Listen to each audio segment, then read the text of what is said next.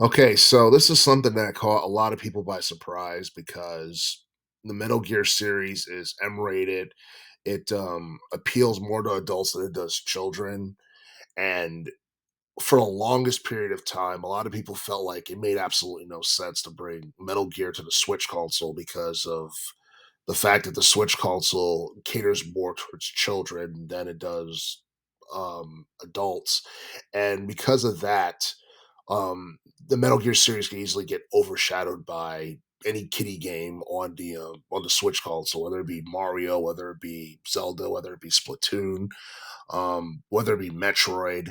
But at the same time, this is historic because it's been, I'd say, at least 2 decades since we got to see like a major like Metal Gear game on a Nintendo console.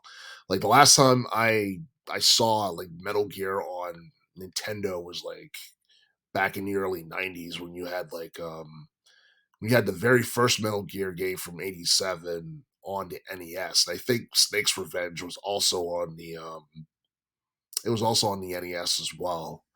But for the most part, the Metal Gear series has been on PlayStation consoles: PlayStation 1, PS2, PS3, PS4, and it doesn't look like we're going to get a Metal Gear Solid 6 for the PS5 because I think Hideo Kojima and Konami are still on bad terms. But since Konami still owns the license for the Metal Gear series, um, some of the older games are going to be brought to the Switch console. The games include Metal Gear Solid Tactical Espionage Action from '98, Metal Gear Solid 2 Sons of Liberty from 2001, and then Metal Gear Solid 3 Snake Eater from '04, which is a game that's actually going to get a remake and it's going to be re released for the PS5 sometime, I believe, next year.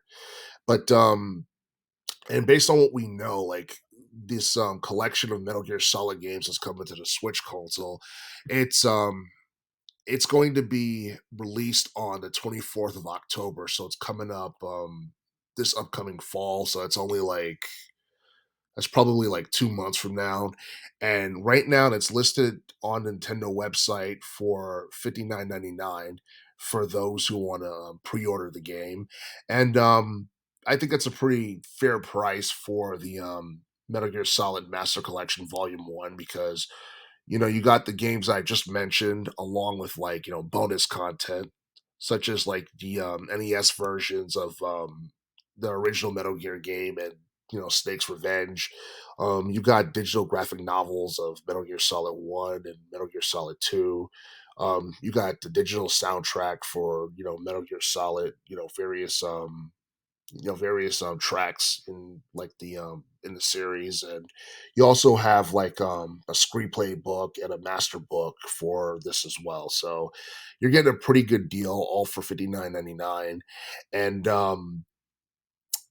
And I mean, I'm not exactly sure how well this will do on the Switch console. I'm pretty sure that a lot of people who own the Switch console, anyone that's like a young adult or maybe a teenager, it's something that's more affordable than if this game was like released on the PlayStation 5 or what have you, because PS5 is very expensive. Xbox Series X is very expensive in comparison to Nintendo Switch. More people own like the Switch console, and I feel like Metal Gear Solid Master Collection Vol.1 being on the Switch console is going to give people easier access to it. And it's also a big deal because you don't normally get Metal Gear Solid games on Nintendo consoles. So we'll see what happens in terms of sales and all that, because this is supposed to come out like right before the holiday season because it's coming out towards the tail end of October 2023. And yeah, I mean, this is something that a lot of people are going to be looking forward to. We're all still looking forward to the Metal Gear Solid 3 remake that's supposed to be coming out for the PS5 and possibly PC.